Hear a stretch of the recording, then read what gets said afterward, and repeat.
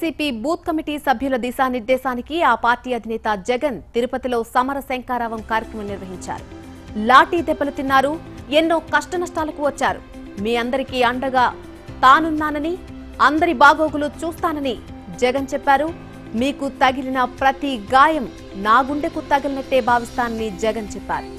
కులమతాలకు అతీతంగా ప్రతి ఇంటికి సంక్షేమ ఫలాలు అందిస్తామని జగన్ చెప్పారు.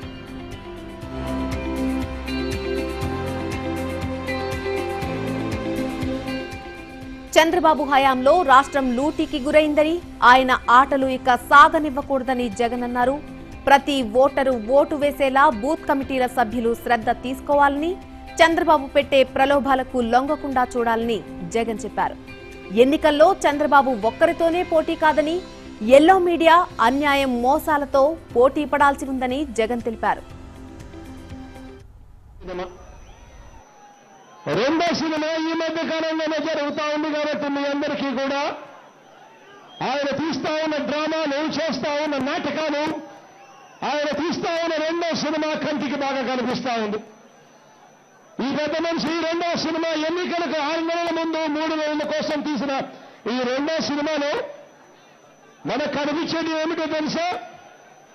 4 ఏళ్లు బీజేపీతోనూ పవన్ కళ్యాణ్తోనూ కలిసి రాష్ట్రాన్ని ముంచేశాడు. ఇప్పుడు వారితో పోరాటం చేస్తా ఉన్నట్టుగా డ్రామా చేస్తూ కనిపిస్తాడు ఈ రెండో సినిమాలో మనకు కథ. రెండో సినిమాలో మన కథ కనిపించేది ఏమిటో తెలుసా? పోలవరం కట్టకుండానే పోలవరం ప్రాజెక్టును జాతికి అంకితం చేస్తా ఉండడం రెండో సినిమాలో మనం కనిపిస్తుంది.